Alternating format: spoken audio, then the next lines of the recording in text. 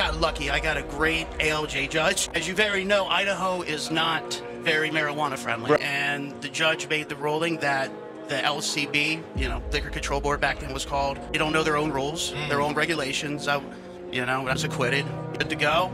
And that's how I set the record. I was the first one to kind of get not sacrificed, but it cost me $12,000 to defend myself.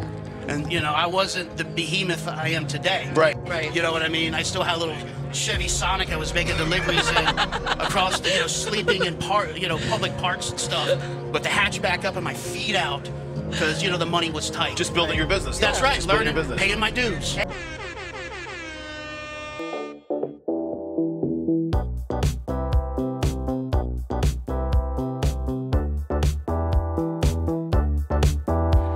And welcome back to MITA Unshackled here at MJBizCon 2023.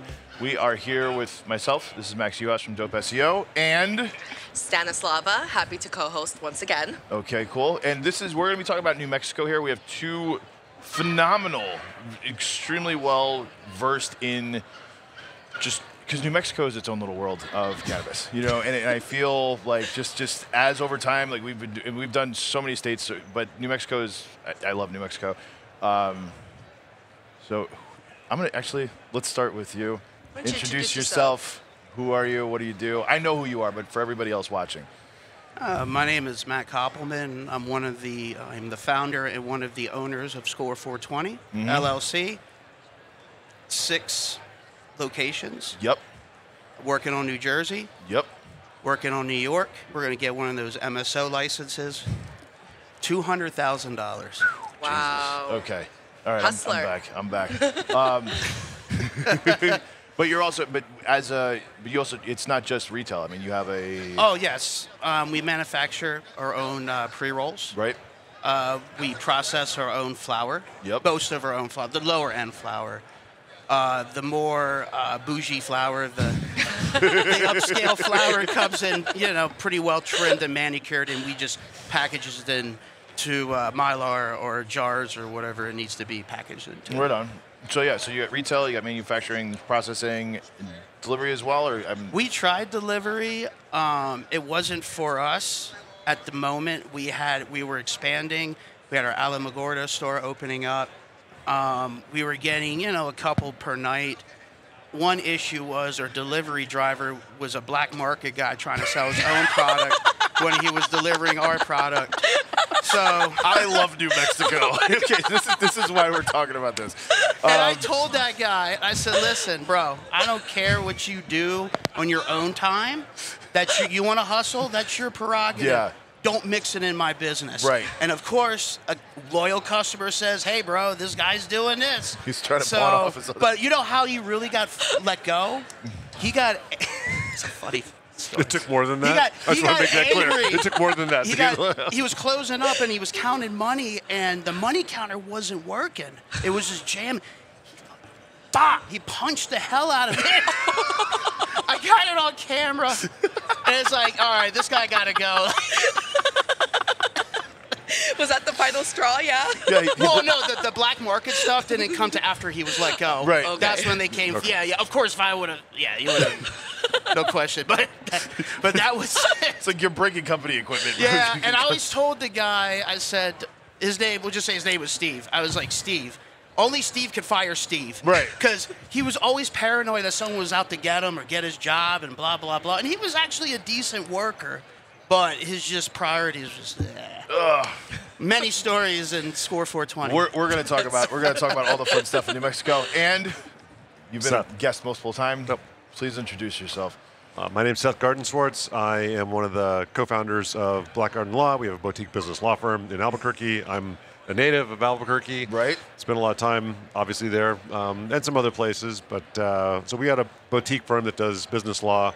We started doing cannabis work about 4 years ago, and we've got a nice little cluster of really good cannabis businesses in the state. We also do we have a big portion of our practice that's IP related. We do a lot, regionally and nationally. Like intellectual property? I'm sorry. Yeah. What made you want to get into the cannabis industry?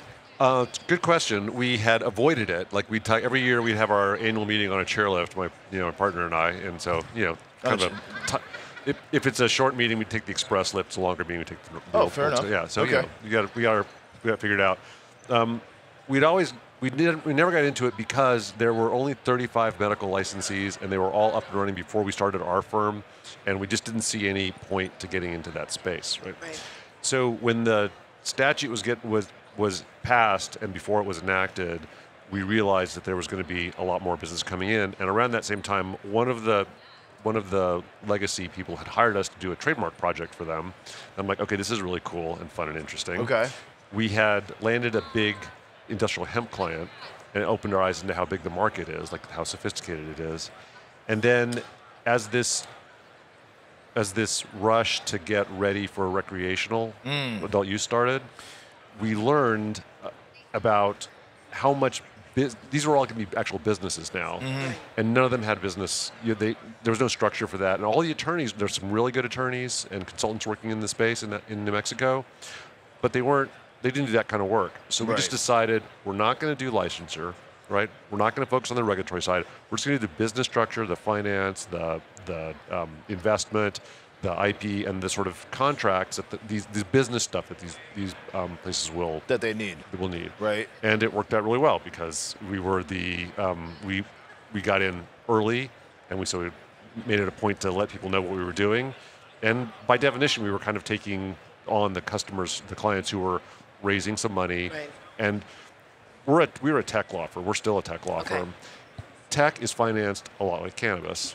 Because no one will lend you money to write software or grow weed, for different reasons, right? But that means that if you're going to start either one of those businesses, you're going to have to talk someone into giving you money, right? That's right. And you're going to give them back ownership or some kind of some sort of security interest in that. So. Very cool. We have our investor right there, Miles Hansen. Okay. That's our investor right there.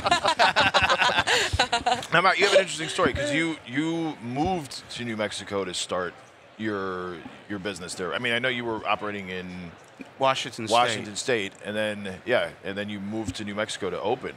Yeah. So, a little background in my cannabis experience. Started not New Mexico, Spokane, Washington, 2014. Sourface. Okay. LLC. Okay. Sourface comes from my friends used to call me that in my 20s. I noticed it's on your name tag. That's your name I don't know why they did that. Well, they gave you both. They gave you Sourface Kopelman.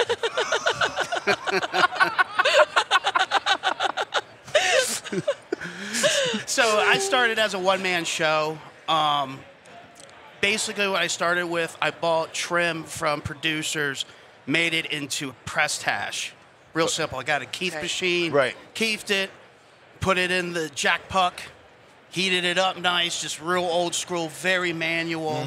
Started from there, got into stores, and I started wholesaling or buying flower from outdoor growers who don't want to trim it. You know, I do the legwork, build up, then build employees, and then I had the state try to shut me, cancel my license because of a true party interest. Because I had a salesman and he was getting percentages, and they were saying that's illegal because you're giving a percentage out. You have to give whatever. So the enforcement officer was hot on my tail. He had to prove something. I disputed it. Right. Got a lawyer, Harrison Bracken. You probably heard of them. Out of the Seattle office. Flew out. Basically, I got lucky. I got a great ALJ judge. Okay. It might sound funny because I did research on the judge, on the administrative judge. She was actually an assistant AG of Idaho. Okay. As you very know, Idaho is not very marijuana friendly. Right. They went at the border, when they come over. So you got to be careful. Yeah. It used to be like that between New Mexico and Texas, and I think now they're. But, I assessed it as like it is what it is. So. And, we had the hearing, and the judge made the ruling that the LCB, Liquor Control Board back then was called, that they don't know their own rules, their own regulations. I was acquitted. Basically, she just said, you're good to go. And that's how I set the record for that true part. I was the first one to kind of get not sacrificed, but it cost me $12,000 to defend myself. And, you know, I wasn't the behemoth I am today. Right. Right. You know what I mean? I still had a little Chevy Sonic I was making deliveries in across the, you know, sleeping in public parks and stuff with the hatchback up and my feet out because, you know, the money was tight. Just building your business. That's though. right. Just building Learning, your business. paying my dues. Paying your dues. You know? So, whatever. Fast forward, build and build. Yeah. And around 2020, you know, Corona started happening. Then I had a real nasty dirt bike accident. And, you know, I smashed up my foot pretty. I walk with a limp. So, and pain, blah, blah, blah. So, and then the market was going down. It's like, I got to do something else. I got to get out of the Washington market. Like, it's time to go. Like, whatever. I made my money. It's time to move on. So then New Mexico came up. I was like, no residency requirements. You know, the barrier to entry is very easy compared to other states, you know. And I just went on Craigslist and started contacting landlords. And I found a property company that's very marijuana friendly. And they had some properties that were open. And I did some research. And by luck, there were good traffic counts, a lot of traffic. Foot traffic. We're in Old Town, which is a historic area, a lot of tourism, I mean, we don't get a lot of tourist traffic. You know, who's going to bring their kids to a pot shop? You know what I mean? Is that allowed in America? Because I'm from Canada, and you absolutely You cannot know even what? bring a baby in. No, we're not allowed to have, and we were fighting people. It's funny you bring that up. People would bring their babies in. We're like, You got to go outside. you got to get the hell out of here. And they're, you know, and they get all belligerent. But we came up with a solution: curbside service. Call us. I have the number right on the door. We'll come right out to you. We'll take your order. And then that worked. Okay. But yes, we did have, believe it or not, they're like, other medical places let us do it. So and then we printed out right from the CCD, put it right on the damn door. 21 means 21 besides medical, 18 and up. It's crazy. And then you got trying to minors that are medical patients. They need their caregivers to come in at 18, not them at 15 or 30. You know what I mean? Like, it's a ridiculous way people try to pull. This is why I love New Mexico. You don't hear stories like this just about anywhere else, but you hear it here. So since, because, you know, you opened up, what, 2020? 2021, our first started June 21, yeah.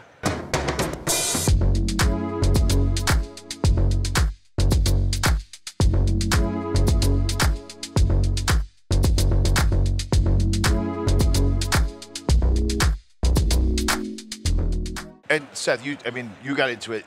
What have you guys seen since then in New Mexico? Like, how has New Mexico evolved? How has the game changed? Like, what have you seen differently in how the in licensing, cultivation, processing, delivery, laws? Go ahead, man. Everything. So New Mexico made an interesting choice at the get-go. They decided that they weren't going to limit licenses. They weren't going to quota licenses. They were going to have a pretty open field. So it was not. When I say it's relatively easy to get a license, I don't mean that the process is simple. There's a lot of steps to it and so forth, but there's not a lot of limitations to it. It's like, do you have the time and energy or resources to get a license, and you can get one, right? So the only limiting factor actually is water. Like, if you're going to grow outdoors, other than urban, you have to prove that you've got enough water. Oh. So that's an interesting little, and it's nice to have that limit. Yeah.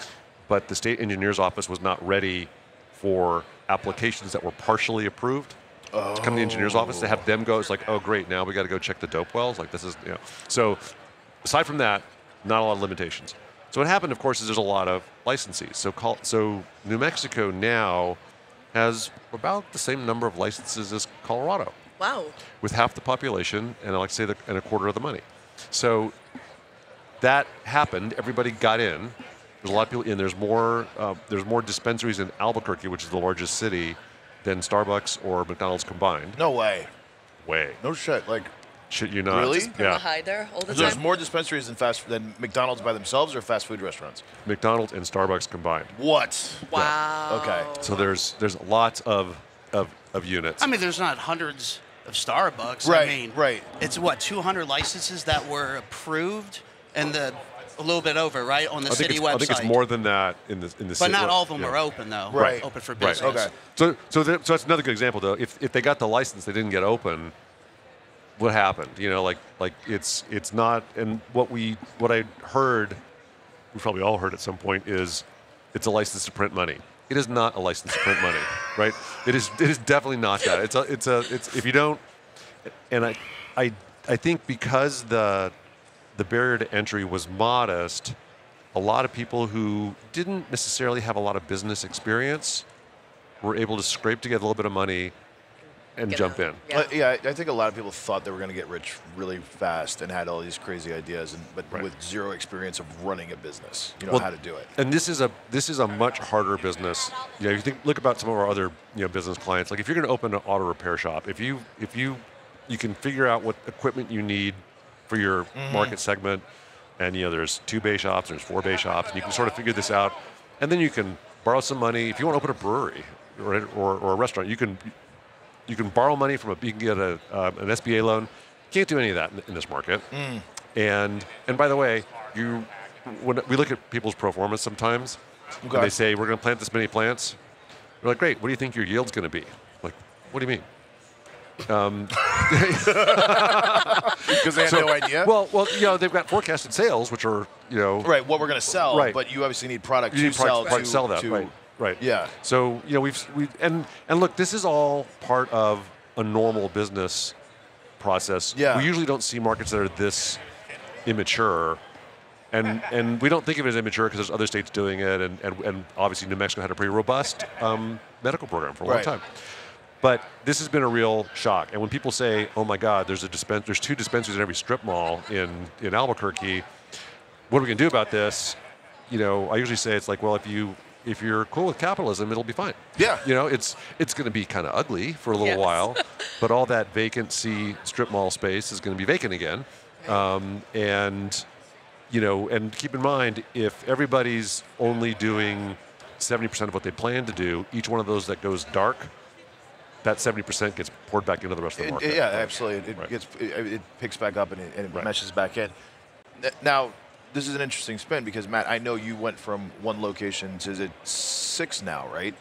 Well, I just acquired another property in Sunland Park. Oh my God, are you at 7? And 7, and then we're waiting for Las Cruces to be done. That they've been dragging. I signed that contract October last year, and they're just dragging their feet. Right. So I mean, but right now it's just we're still adapting to our growth. I mean, it's a lot of growth in a year and a half. Yeah, right. It really is. It is. And a lot of it is self-growth because we only got invested $200,000. You know what I'm saying? Like, and so I say you're the hardest working man in cannabis. well, That's an interesting point he's kind of making there because he's talking about people often show up and they go, oh, what are you going to do? It's like, we're going to be a vertically integrated micro licensing. Right. It's like, really? You're going to do all 3 of those things and all on a small scale? So, what you're articulating here is that you're not trying to manufacture all your product, grow all your product. Like you've got being able to do what you do means that you had to focus on some segments of the business. that's right.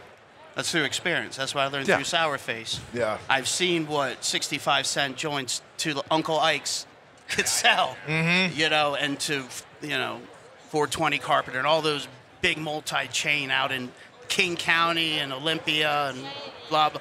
I was making decent money, and I only had like 6 clients or six retail stores, excuse me. Right. But they were huge. You know what I mean? There would be big orders. I mean, tens of thousands of pre-rolls.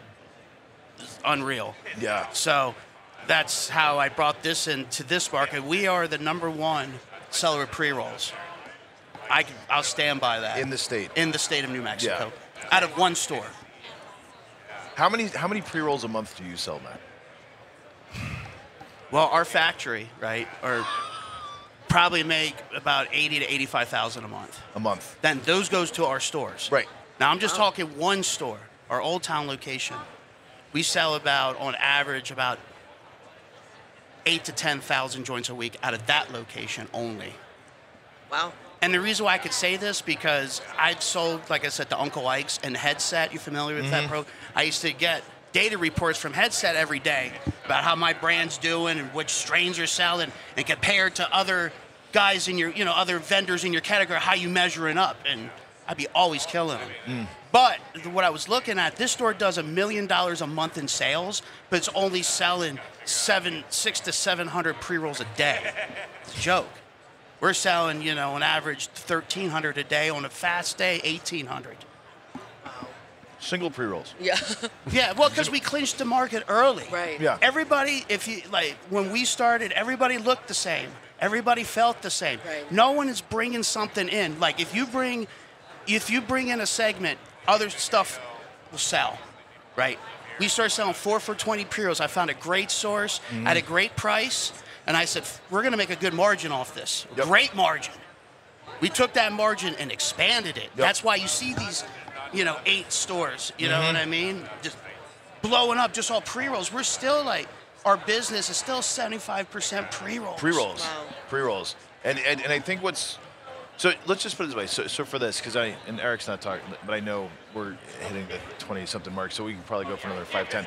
But so with this, from 2021, 2022 to now going into next year, with the competition, with the new stores opening up, with the licenses, with the, you've grown. Other people have shut down. Other business, because you hear both sides. It's like, oh, business sucks. Nobody's buying. It's too competitive. Da, da, da. Obviously, there's a way to do it. Obviously, there's a way to make money. There's a way to lose money. There's a way to expand. There's a way to complain and just, what I, because I feel like I'm a sales marketing guy, and that's what I look at. I'm like, if you're not selling, some people think it's like, I built a brand. Now they need to come to me. It was almost like when we were walking in here this morning. They're like, You haven't built a brand. You haven't built a unless brand. they're already coming. Unless they're coming to you. There you When go. Exactly. That is just linguistically. I think fundamentally, people, they want to say, "Hey, I built this brand. It ain't your brand is not what you think it is." Right. Right.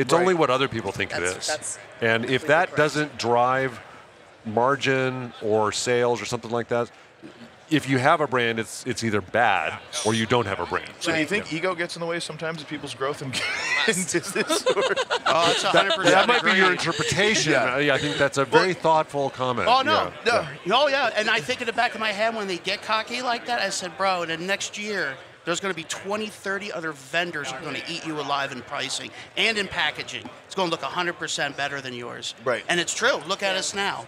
I'm getting cards dirt cheap. I don't even disclose what I'm paying. But it's very reasonable. And I can make those more. I could sell $20 full gram cards out the door to the customer. That's a great deal. That is a great $25 disposables. Crazy. Wow. Mix and match with pre-rolls. You always got to stay ahead. So when we did the 4 for $20, then the morons started doing 5 for $20. I said, okay, you want to play ball? Let's play ball. When they go low, we go lower. So I didn't go lower per se. I did a 6 for 26, but what I really did was I did mix and match. So you could go into a grocery, you mix and match your 6-pack, same thing. Right. You still get that discount. You get any amount of strains you want. And they're all in separate tubes. You know what I mean? Nobody's doing that yet. Yeah. You know, so. But no one's going to hear about it. What? Oh, no, they already know Nobody's about ever it. gonna know. So, just with this, so what's going to happen now for New Mexico, moving into next year, based on what has been happening for the last year? Because I know that there were, just talking to you, I know that there were a lot of black market fake operator pot shops popping up, basically whether it was hemp derivatives or just opening up and just. There was a lot of product coming into the market that probably wasn't growing the market. Right. And the Cali weed or something. The RLD has Yeah. there's been some enforcement actions. There has been enforcement? There has been. Okay. Against licensee holders. Right. Not against people who are actually really illicit. Not a guy who just opens up a shop and just they're not really being proactive in shutting those people down. Right. But if you sign on the dotted line, right, you know, when you get a license, you have to heed by compliance and all that. So that's easy to bust them. Yeah. But when they don't sign on the dotted line, it's really hard for them to come in. Then they got their constitutional rights and all that. So is it still a black market issue? But you still have Of course, yes, constitutional there's rights. a black market. There's, huh? You still have constitutional rights even if you're a licensee. No, what I'm trying to. Yeah, I know. You're saying it's a criminal. It's I know. I feel like I didn't go to law school. I'm going to you shut know? up. I'm going to shut up because it might be accurate, but it's not going to be interesting. So I'm just going to stop talking about it. Yeah. No. Well, I mean, let's. If this is people are going to watch this. So, what do you guys see for the future of New Mexico? Like, what's going to happen? Where's retail going to go? Where's cultivation going to go? Where's manufacturing going to go? Do you see it expanding in any way? I mean, what way do you see it growing? Well, I've seen pounds go from 3,700 indoor going down to now 1,800. I've seen outdoor go from 2 going down to 8, 7. I could get nice bee buds for 5 all day long. Okay. I'm not gonna say where, but there's hundreds of pounds available from these producer processors. So you know. So I think what that means is there's plenty of product out there. Right. And so if you were starting up, if you're just looking at this objectively, it's like you don't have to produce product yourself. And if you want to start, or if you want to shift, or if you want to trim your operations a little bit, you can probably buy it at least as well as you could make it, at least for a while, probably for a pretty good amount of time. So you could get into the market without having to be your own grower. Without having to be your own grower. So I think some specialization, and which always makes sense, right? Because one thing that drives me crazy about, and I grew up in retail, a lot of these shops, particularly in places like New Mexico, they're not really well merchandised. And I realize you don't have to go deep in the stuff that doesn't sell all the time, but you got to have some kind of selection. Otherwise you're just a convenient place on the way home for that one thing, right? You're like even a C-store has a fridge full of mediocre beer and soda. You know what I mean? Like it's got lots of different, not like a full liquor store, but they've got some choices. So I think, but you got to specialize to do that, because if you're also spending money on cultivation or manufacturing, you're not going to be able to invest in the inventory and tracking the turn and all that stuff. So I think there's going to be some consolidation, is my forecast. Okay. I could be wrong. I'm often wrong. Okay. I'm never completely right, but it just seems that there's that much product out there in the marketplace. The other thing I think to think about is if there's growth, where is it going to come from? Like so some could come from the illicit market if the thing is right. Some could come from people who are not really using sort of this transitional quasi-medical, maybe a little bit less alcohol, maybe there's some of that. And then there's we've been at it for a couple of years now, so some of the people who previously lived in adjacent states and would come in to cannabis recreate, like they can. How much more of that is there? Right. Like I don't know, but it's not infinite. Okay. Right? Do you see a cap though, or do you see a continuation of sales growth? Yeah. I don't see a cap, but I just think like there's some. So like. Is it more just capitalism? Like basically, like if you're good, you're good, and if you're not, you're not. Well, I think it's you can be good and make and not be lucky, or you can make a reasonable strategic decision that turned out to be wrong. Like you just don't know. Like no one. On one hand, for the past 10 years, you could say interest rates are going to go up, but no one knew when, right? So that's really a little bit hard to predict. And there's some things like down scheduling that could happen, that could really change. That would change everybody's margins, right, across the board. If you went from Schedule 1 to Schedule right. All right. Yeah, right. that's a whole other So any of those conversation. kinds of things, anything that would affect sort of safe banking, something like that would affect margins. And I think there will be some. I wouldn't be surprised to see some more municipal level regulation. So there's not 2 dispensaries in every strip mall. That's another problem too. That's got nothing to do with cannabis. There's a ton of vacant retail space because of the shift to online commerce and things like that. So there's a lot of landlords are motivated in properties that don't have a lot of demand to take tenants. That's not always true. There's a lot of hungry landlords will not give in to cannabis. It's a struggle. And why? I don't know. I Well, do. Why? Because they've been burned, because there's no collateral, because there's no track record, because there's not. Well, There's hang a lot on, of hang on a instability. minute. Well, how about Right. mortgages, right? They have commercial loans on those buildings, some of those guys. They can't lease the cannabis. Sometimes they correct? can't. No, that's right. That's right. That's they a lot can't of the insure. reason, too. That is part of the reason. No, that is part of the You reason. know? No, those are all. There are many reasons. There's not a single reason. But here's the overall thing. It's more complicated to lease to a cannabis client. It just is, because of because your insurance. So I've got a landlord I'm really close to. It's like, oh, they had to show that the percentage of hemp in the hemp shop was going to be low enough it wouldn't reach a threshold that the insurance company had. It wasn't even a law; it's just a policy. Geez. That's So what they- there's a ton behind it all that just goes Right. beyond whatever. Listen, guys, I know you guys can. Well, I could sit here talking I'm forever, I'm actually but- glad because it's good to have both sides. How do people get in touch with you? You know, I mean, they can touch at me at matt@score420.io. I mean, I don't know what services I can sell. I'm not a lawyer. You know what I mean? So, no, but I mean basically. but if someone wants some advice and I feel it's not intrusive, Okay. I have no problem. Okay, but if you're ever in New Mexico and you wanted to get a 4 for 20 pre-roll, 6 for 26. 6 for for 26? 26. Mix and match. 56 pack Yeah. for $200. You seen our billboards? 56 I pack got for 10 of them $200. around town. That's how Okay, you do well, I that know where volume. my next trip Right. is. Yeah. Right. Right. And And how Seth, about yourself? Blackgardenlaw.com. Blackgardenlaw.com. There's contact forms, phone numbers, email, whatever you want. So we can. You can get a hold of us. beautiful. Awesome, Yeah. awesome. That was fantastic, guys. Thank you for your time. All right, That was one Eric's of my giving us favorite the segments. finger. All right. Thank you. He's giving us the finger for the third time. Guys, this is MITA Unshackled at MJBizCon. This was New Mexico. See you in the next Thanks, guys. one. See you. Thank you. Thank you.